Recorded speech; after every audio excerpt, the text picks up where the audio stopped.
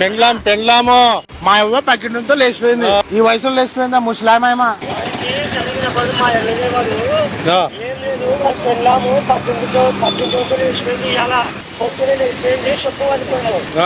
చెప్తాను లేనా ఏమంటానా? అదే మీ పెండ్లాము పొద్దునే పోయిందంట. మా అవ్వ మీ పెండ్లాం యాడికి? ఏడుకో పోయింది. మా తాత ఎమ్మడ పోయిందా? మీ పెండ్లాము పక్కింట్లో వాళ్ళు పిలుచుకొని పోయినారంట. మా అవ్వతో పోయింది మా పెళ్ళాము.